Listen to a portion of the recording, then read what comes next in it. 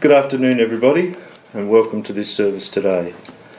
My name is Lynn, and it is my privilege to lead you through this service as we pay homage to Sheila Ray Rule. Before I commence, however, there is a small matter which the boys asked me to address. For their care, compassion, and love that Sheila received during her times in Estia, in Kadina, at the Wallaroo Hospital and the Lyell McEwen Hospital, her boys and their families wish to express their sincere and heartfelt thanks. We have gathered today to show our love and respect for Sheila and her family, and to express our sympathy and condolences to her family. We are gathering to remember and pay tribute to her 97 good years of a life well lived. She was a much-loved mum, grandmother and great-grandmother, as well as being a good and trusting friend to all who knew her. Sadly, Sheila passed from this life on the 15th of September this year in Estia, Kadina, surrounded by members of her family. Sheila was born on the 2nd of November 1924 to parents Henry and Olive Druitt. She married Donald Lloyd Rule on the 18th of September 1948, and from this union had 5 children. I don't think I need to tell you all the children were boys, but I will. And they were Wayne, Bronte, Philip, Grant and Andrew. Keeping this in mind, I also imagine it was a fairly lively household for Sheila to keep track of all sorts of antics. As we come to the time for her eulogy, I would like you all to bear the following words in mind. We are gathering to remember special moments, to remember the many happy times of laughter, and also share the grief and learn that you are not alone. To not be uncomfortable in sharing the tears of your grief. It is natural and a way of healing a broken heart. With those words in mind, I'm going to tell you that Sheila wrote her own eulogy, and I'm now going to invite Sheila's youngest granddaughter, Sally Ann, to the lectern and present that eulogy for us. Following Sally Ann, we're going to hear from granddaughters Kelly and Tammy as they bring to us some family messages and anecdotes. Okay, Sally Ann.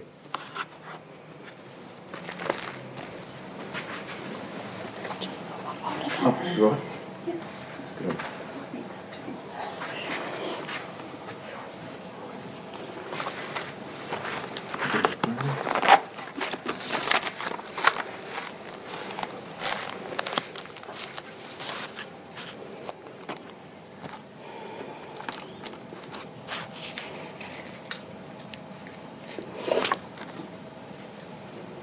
Good afternoon, everyone.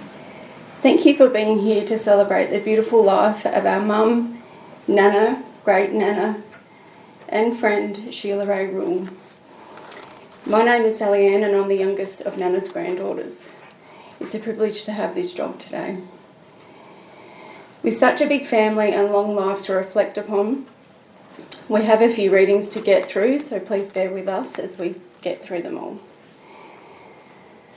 Before we start with Nan's eulogy, I'm sure that today will bring many tears, but I hope a lot of laughter. Nan's life was one of service to others. Even just weeks ago, still knitting outfits for preemie babies. With 5 sons, 9 grandchildren and 14 great-grandchildren, when you do the sums with those families alone, it equates to somewhere in the vicinity of 1,000 years or more of truly unconditional love given to us all from one giant heart. And that's without counting friends and adopted family. How lucky are we? So with that in mind, could we start by acknowledging a wonderful life of service to others and endless love for us all from one very generous and special lady.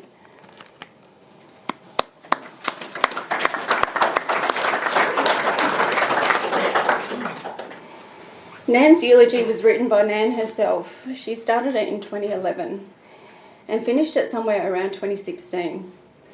Because this was written over some time, Nan's recollections do go back and forth in time, but this is how she wrote it. As I'm reading, I'm sure you can picture or hear Nan just as you remember her.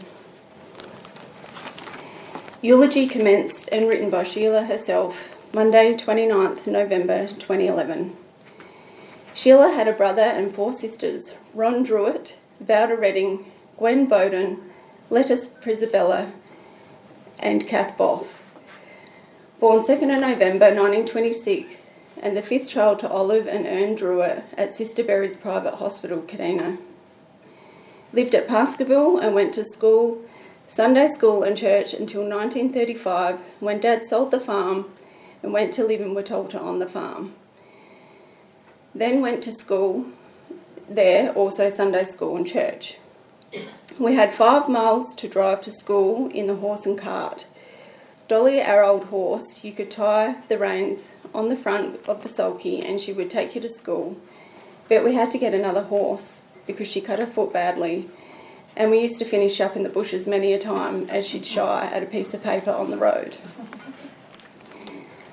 I finished school at Watolta and my sister Kath didn't, as Dad sold the farm and bought a dairy farm up the river at Jervois in 1942, and Kath finished school there. They were good times on the dairy. Had to be up and have the cows milked by 7 a.m. for milk to be picked up and taken to the factory. We had only been at Jervois from March to September 18th when we lost Mum with cancer, but we had a wonderful father. He was always there for us. The Wise family were the first family we made friends with, and what a wonderful family they were, and I still kept in touch with the last surviving member until her death. In 1946, Dad sold the dairy and bought a farm just out of Moonta off the Adru Road, and it was there I met Don. Don and I love dancing. It's how we met. We married on September 18th, 1948 at Victoria Square Methodist Church, Kadina. We had 5 sons, Wayne, Bronte, Philip, Grant and Andrew. Don worked as a painter with his uncle, then went to work for the highways at Yucca, but came back to work on the farm for Roy Browning until his nephew took over the farm. He then went to work for Colin Edwards until a job came up as a cleaner at Kadina Memorial High School in 1959, and Don and I both worked there. Don 25 years and me 26 years. 3 of the boys were born in Moonta, Grant at Kadina and Andrew at Wallaroo. All the boys went to school here, also high school. Don passed away the 10th of February 1990, and I moved from Russell Street to Wantama as the house and yard were too big for me to care for. I love all my grandchildren and great-grandies. Since retiring, I've been playing bowls at Kadina with my 2 sisters, Gwen and Vauda. Then I went to play for Pascoeville for a couple of seasons, and Wallaroo Mines needed a 2nd division, so I came back there. And this is where Nan was playing when she wrote her eulogy. Kath and I used to go to the dances with Molly and Cess White when we first shifted back to Moonta, as she had a dance band, and it was at a ball held in the Rechabite Hall in Moonta Mines where I met Don. We went everywhere there was a ball or just a casual dance, as we both loved dancing. Up until 2013, I missed 2 Daniel O'Donnell concerts. I loved all these songs. My favourite hymn is Immortal, Invisible God, Only Wise, and The Old Rugged Cross. Don had greyhounds and we used to go to all the dog races. We had a dog called Worthy Peace who won 2 Waterloo Cups and was winning his 3rd when the dog that was racing against him crossed over behind him, hit his back leg and broke it. He had other dogs that won for him. It was the prize money that helped us with Bronte's treatment at the Children's Hospital with his hip, which we were able to nurse him after many visits. My likes were dancing and music, and my dislikes, camping and caravanning.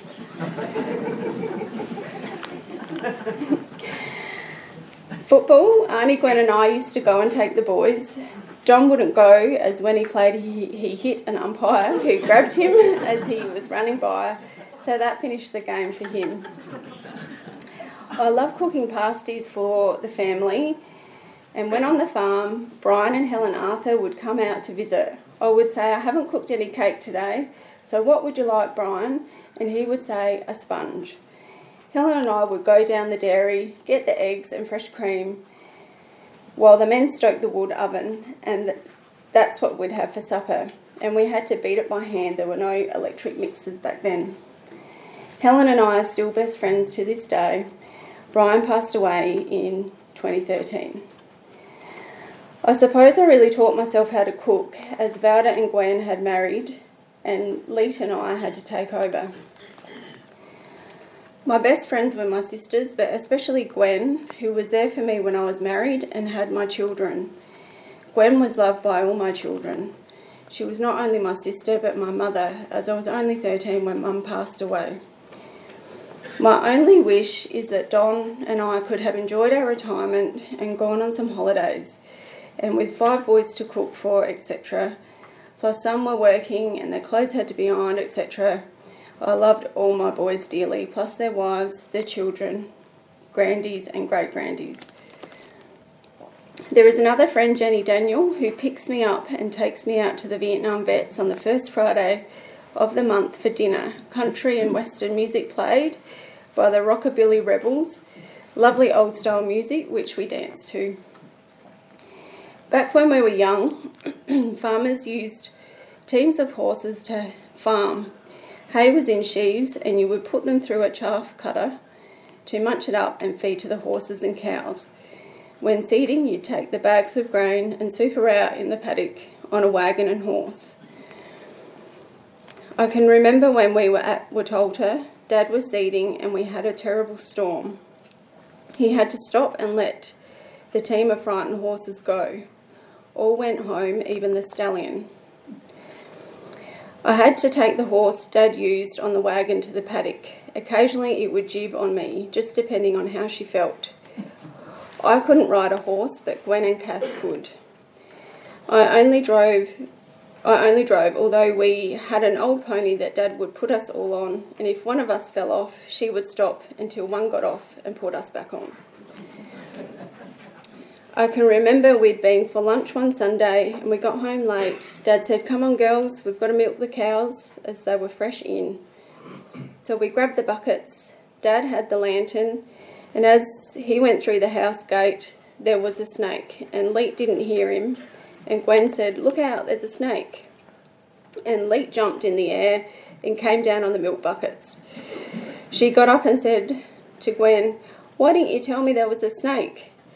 And she said, "Dad didn't tell us." Sheila was presented her 90th birthday certificate in 2016 at the Wallaroo Mines Bowling Club. She was a Crows fan, unlike some of her family who are one-eyed Power supporters.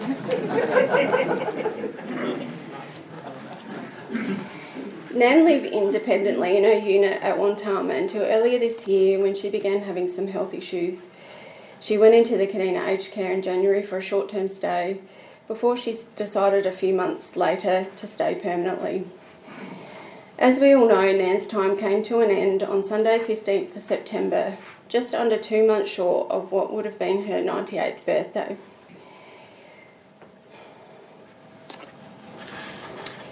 She is finally reunited with Papa and her late siblings. Perhaps Nan and Papa are back enjoying a dance. We do feel truly blessed to have had Nana in our lives for as long as we did. She really did love us unconditionally. Her presence in our lives brought immeasurable joy, love and laughter, and for that we are forever grateful. Though her physical presence is no longer with us, the memories we created together and the lessons she taught us will remain in our hearts for a lifetime. Rest in peace, Nan. So now I'll read through each of the messages from Nana's boys, followed by some of us grandchildren. This is from Uncle Bronte. If roses grow in heaven, Lord, please pick a bunch for us. Place them in our mother's arms and tell her they are from us. Tell her we love her and miss her, and when she turns to smile, place a kiss upon her cheek and hold her for a while. Because remembering her is easy, we do it every day. But there's an ache within our hearts that will never go away. Though her smile is gone forever and her hand we cannot touch, we still have so many memories of the one we love so much. Thank you for being the best mum and nana in the world, Bronte, Anne and family. From Dad, Philip. A wife, a mother, a nana, a great nana too. This is the legacy we have from you. You taught us love and how to fight. You gave us strength, you gave us might. A stronger person would be hard to find, and in your heart you were always kind. You fought for us all in one way or another, not just as a wife, not just as a mother. But for all of us you gave your best. Now the time has come for you to rest. So go in peace, you've earned your sleep. Your love in our hearts will eternally keep. Thank you to the SDS staff for the kindness and care given during her stay. Love, Philip and Diane, Jamie and Naomi, Matilda, Tammy, Kim, Rebecca, Aidan, Chad and Max, Matthew, Emma, Tyler and William, and Sally Ann and Aaron. From Uncle Grant.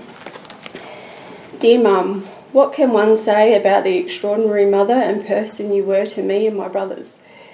I am proud and grateful that you were my mother and to have the privilege to call you Mum. I'm going to miss our daily chats, sometimes 3 times per day, if not more. And now not hearing your voice, there is a void that will never be able to be filled. I only hope to be half the person you were. We have had our trials and tribulations over the years, but I always had your love, guidance, support and encouragement to aspire to be a better me. I'm going to miss your advice to me when it was needed and sometimes when it wasn't needed. But this was always helpful. I hope you knew that you were loved and will be forever in my heart.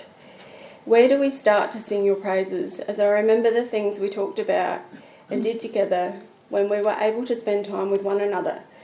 Whilst this brings happiness and joy, it also brings sadness and sorrow that this has come to an end. I already miss hearing your voice and cannot believe the last time we spoke would be the last time. Lucky for me, I have your joy and passion for cooking, amongst other things, and loved our baking days.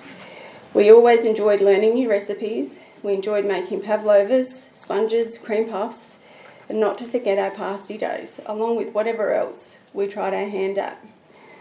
There was so much I want to say, but there seems not enough words to describe how I feel. I will miss our road trips to Port Pirie and Adelaide, along with the other places we've visited when spending time with you, and always seem to go home with more than I came over with.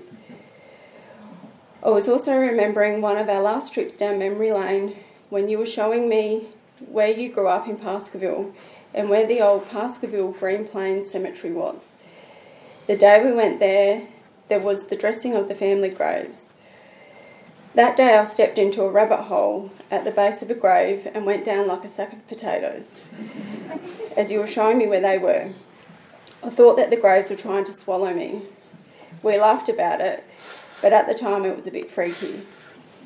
I also remember the time you got 2 speeding fines going up to Desi's to get meat and back. And despite trying to make a joke of it, you could not see the funny side and kept expressing your anger that this had happened, stating it was not your fault that the speed limit had changed. I called you Speedy Gonzalez, but you didn't think it was funny. But eventually we were able to laugh at this incident. You always said that you only have one mother, but boy did I hit the jackpot to have you as my mother. Rest in peace and know that I will love you forever until we meet again. Love, Grant. And from Uncle Andrew.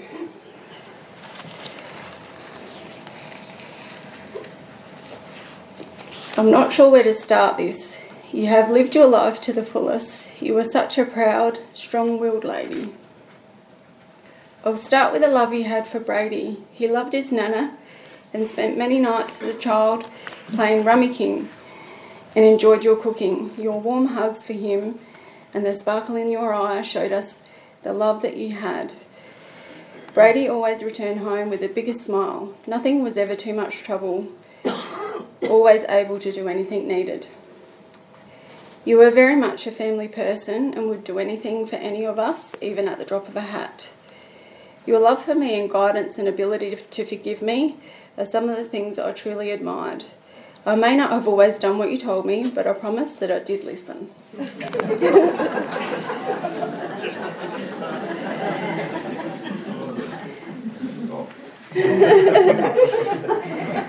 As a teenager, I was very fortunate that yourself and Auntie Gwen took me to football. You never missed a game and were my number one supporters. The food and snacks were on tap. There was always a selection of sandwiches, chocky rocks, banana cake and country cheese biscuits. I never really knew how competitive at sport you were. That was until you took up lawn bowls. Your competitive nature and love of bowls was exceptional whilst playing for Pascaville and Wallery Mines. Getting to play night hours alongside and watch you play are fond memories. Your cooking and the way you provided for us is something I will remember. You were a friend to many and always took anyone in need under your wing, be it for a meal or fellowship and a chat. Next thing, bam, they were part of the family from that day on. Over the last few months, I loved our Sunday drives to get fish and chips, our trips down memory lane, or just simply sitting, watching out over the water and watching the world go by. You will be truly missed. You were a one in a million, and I was truly best blessed to call you Mum. What a great innings for 97 years. The saying, you only get one mum, rings louder in my head every minute that you are not here. Until we meet again, love, Andrew and Brady. And from Nairi, I have many special memories of you, Nan, but too plentiful to share them all. The one special memory that resonates with my heart the most is the day we went shopping in Adelaide for my wedding dress. I remember you asking me if I would try on a traditional wedding dress, so I did. When I stepped out of the change rooms, our eyes met with laughter. You said, it really isn't you, Nairi. My response was, no, Nana, too many bells and whistles. And I settled on a wedding dress similar to yours.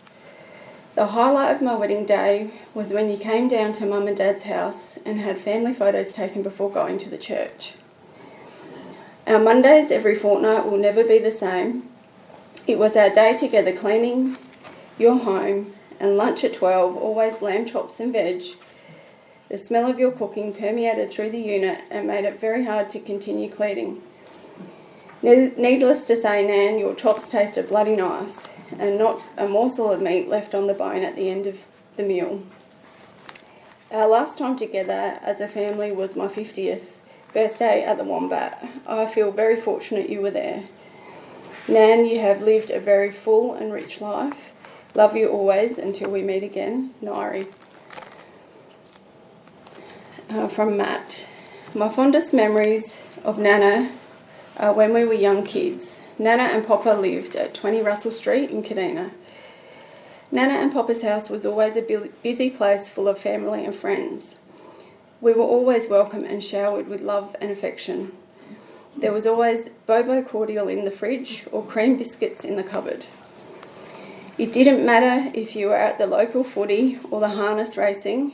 Nana and Auntie Gwen always had banana cake or country cheese biscuits for you to eat in the car. Nana's was always the first birthday card you would receive in the mail. I'm in awe of Nana's 97 years. She lived through a lot of changes in the world. Nana told me she once got the cane at school, apparently for giggling after someone had farted.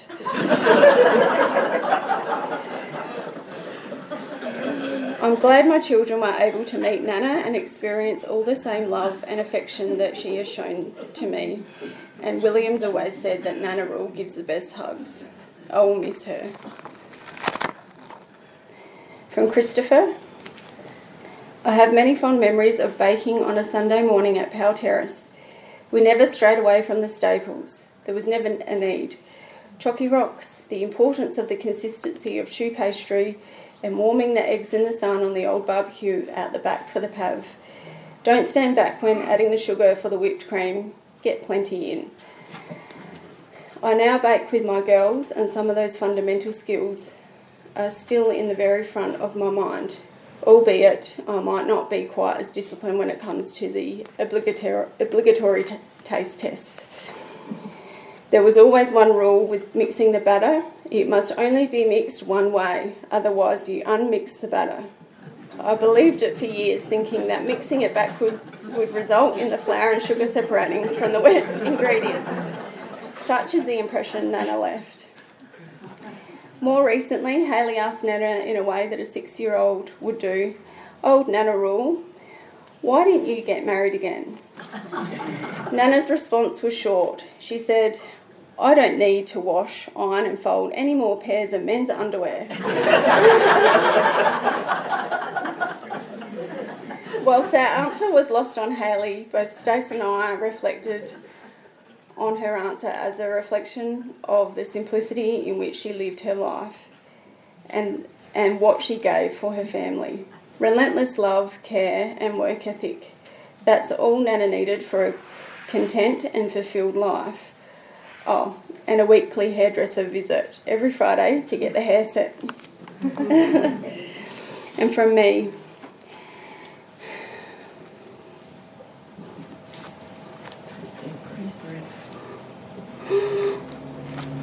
Nana will always hold a special place in my heart because of the role she played when Tammy, Matt and I were young kids.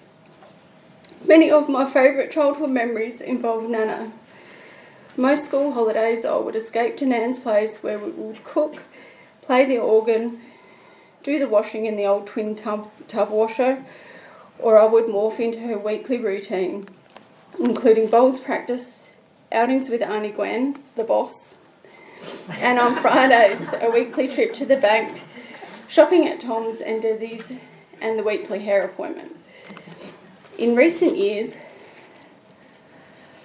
as I've served my time in the Air Force, I've gathered friends who haven't been as fortunate to have a Nana like mine. So when those friends started their own families, Nana would only be too happy to crochet them a baby shawl, complete with handwritten washing instructions, handmade with Nana Rule's love. I know those shawls are now treasured family heirlooms. I've always been marvelled at the things that Nana had seen in her lifetime: World War II, the Great Depression, women's rights, many inventions, the introduction of electricity, going from horse and carts to cars, right through to Nana getting her first mobile phone a handful of years ago. I'm in awe of the changes that Nana lived through. I'm truly grateful for all the time we spent with Nana over the years. What a life of longevity and unconditional love. I will miss you, Nan. Thank you for everything. We'll close out this part of the service with Tammy and Kelly, who have reworked the poem they wrote for Nana's 90th birthday in 2016.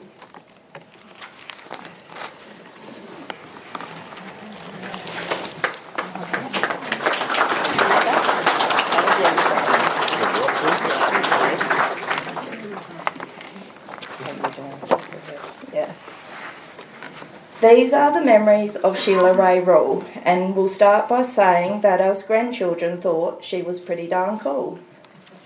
Mum, old Nana, Nana or Sheil, we all knew if we rocked up at the right time, she was great for a hot meal. She was born in 1926, the fifth child of Olive and Ern. She nearly made it to 98 before she decided it was her turn. Her heritage starts with Druitt and Price, and let me tell you, she whipped up a mean jelly slice. Now knitting, crochet and mending, and Nan knew how, and she always told us she was a professional at milking a cow.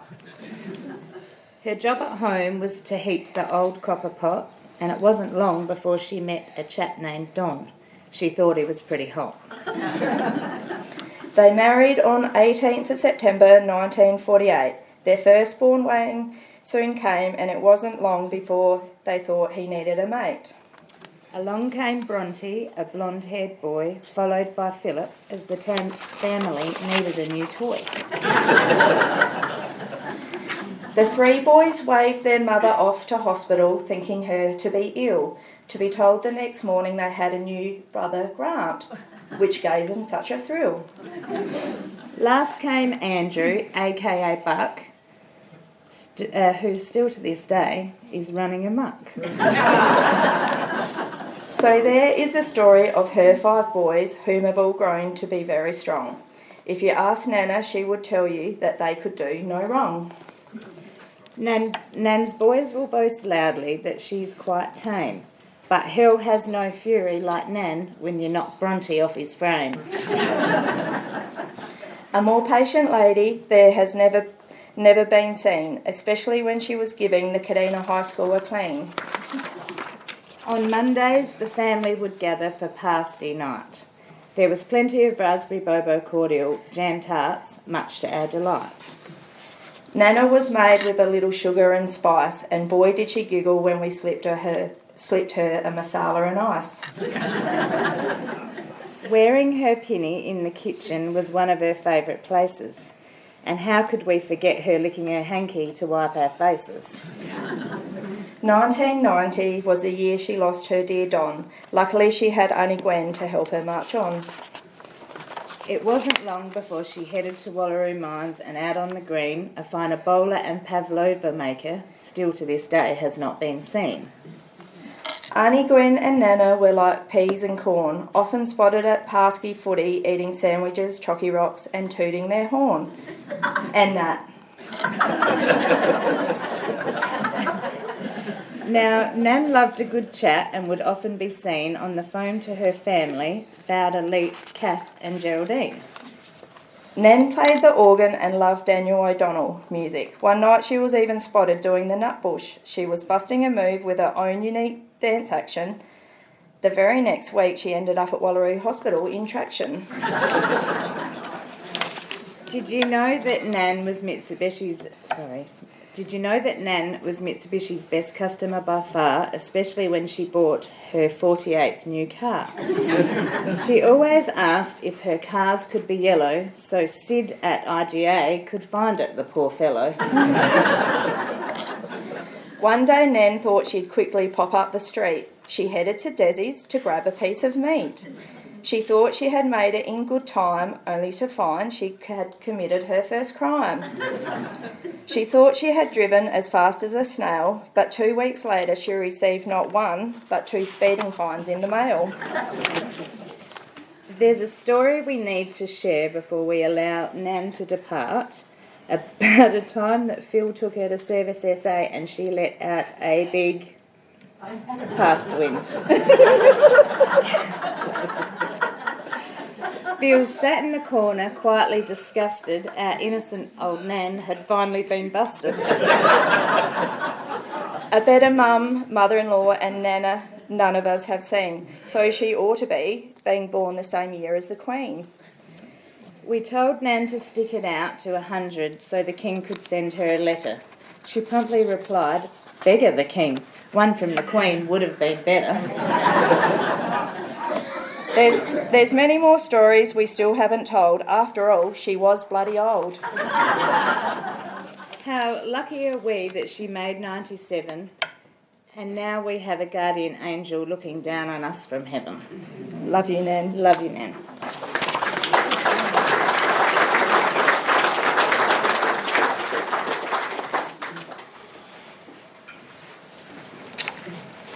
Well, I think I've been trumped, girls. I'm not quite sure what to say after that.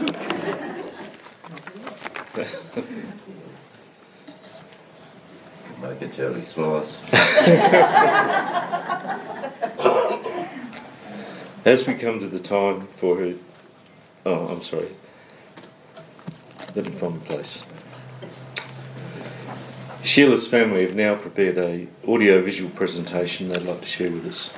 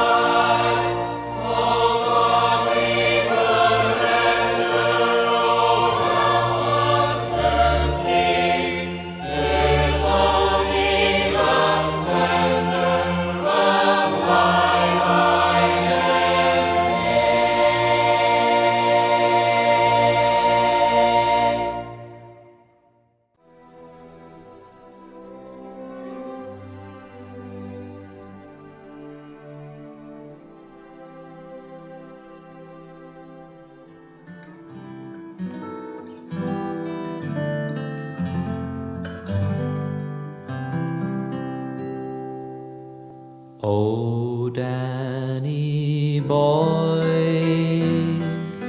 the pipes are calling from glen to glen and down the mountainside. The summer's gone and all the flowers are dying. 'Tis you must go and I must bide. But come ye back when summer's in the meadow, or when the valley's hushed and white with snow. 'Tis I'll be here in sunshine or in shadow. Oh, Danny boy, oh, Danny boy, I love you so. And if you come when all the flowers are dying, if I am dead, as dead I well may be, you'll come and find the place where I am lying. You'll lean and say, Anna, there for me, and I shall hear those soft you tread above me, and o'er my grave will warmer, sweeter be. Then you will kneel and whisper that you love me,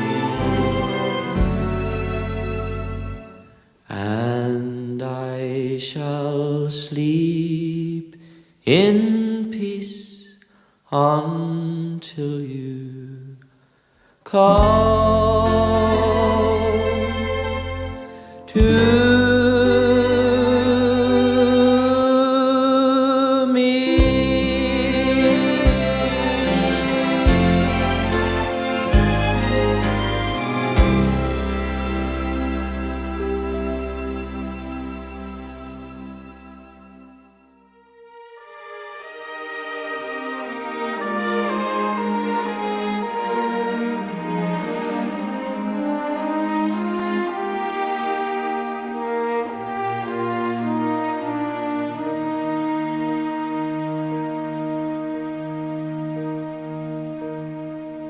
when I am down and oh my soul so weary, when troubles come and my heart burdened be, then I am still and wait here in the silence until you come and sit a while with me. You raise me up so I can stand on mountains. You raise me up to walk on stormy seas. I am strong when I am on your shoulders. You raise me up to more than I can be.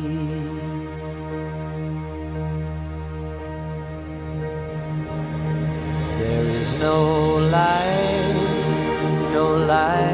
without its hunger. Each restless heart beats so imperfectly. But when you come and I am filled with wonder, sometimes I think I glimpse eternity. You raise me up so I can stand on mountains. You raise me up to walk on stormy seas. And I am strong when I am on your shoulders. You raise me up to more than I can be.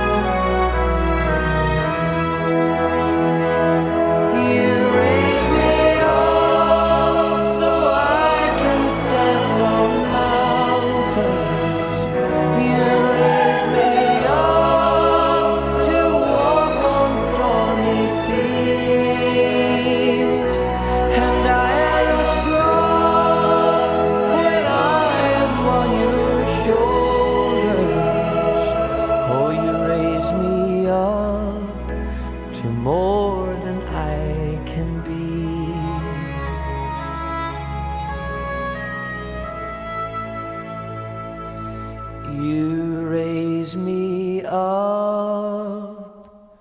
to more than I can be.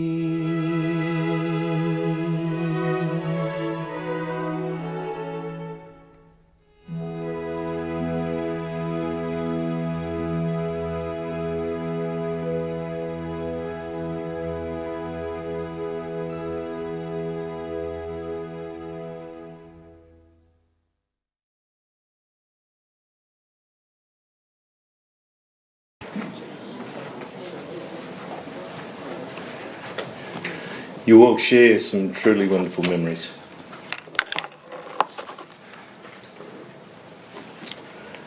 Sheila has reached the end of her earthly journey, and now I ask you all with admiration to acknowledge her sense of humour and with gratitude her determined spirit and passion for life.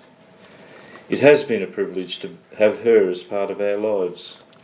Treasure her memories, share the thoughts, and in doing so, the hurt will pass and keep her memory alive. Could you just bow your heads for a moment, please? Lord God, we thank you for supporting Sheila through the fullness of this life. The shadows have lengthened and the evening has arrived. Her busy world is now hushed over and her work is done. Lord, in your tender mercy, grant her safe lodgings, a holy rest and peace at last. Could you all please stand for her committal?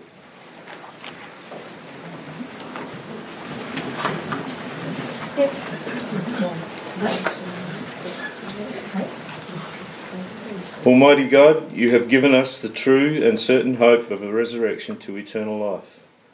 We now offer Sheila to you for your eternal keeping and commit her earthly body to be cremated in the glorious promise that she will rise up to be with you eternally. Thanks be to God who gives us the victory through Jesus his Son. Amen. Thank you. You may be seated. Thank you, Andrew.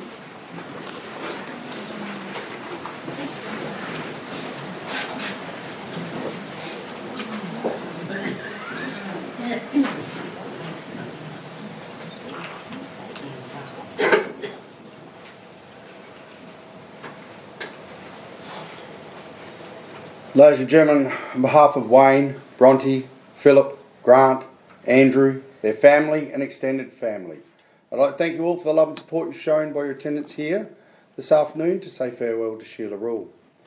From here, I'm going to invite you to come forward to have a moment to say farewell after the family, and then you're kindly invited to the Moston Pool Lounge at the other end of this room for light refreshments and a chance to celebrate all those lovely memories and the giggles we had just a minute ago and the lovely photos that was put together by the family.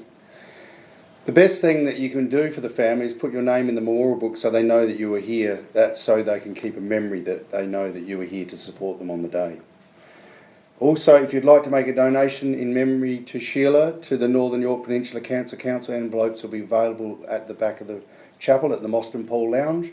And ladies and gentlemen, that concludes the service here for Sheila Ray Rule. I ask you to all please stand as you all come forward to pay your tributes. Thank you.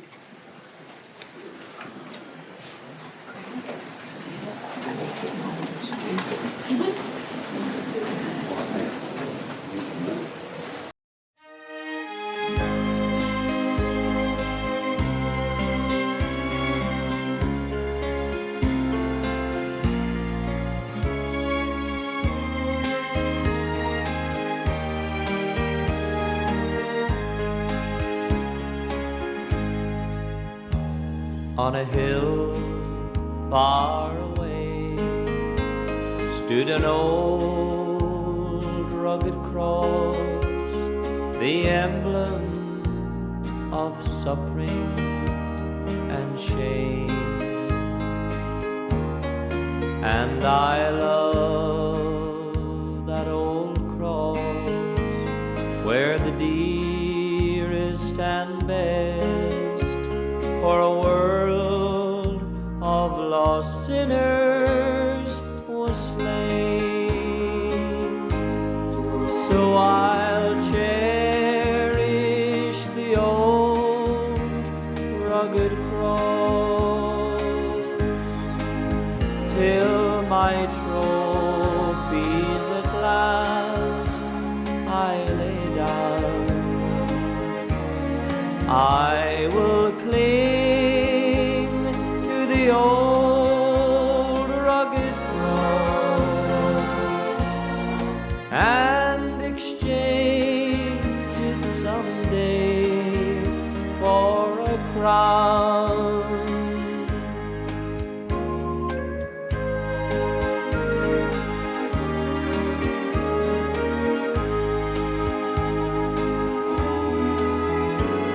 Oh, the old rugged cross, so despised by the world, has a wondrous attraction for me. For the dear Lamb of God left his glory above to bear it to dark Calvary. So I'll cherish the old rugged cross till my trophies at last I lay down. I will cling to the old rugged cross and exchange it someday for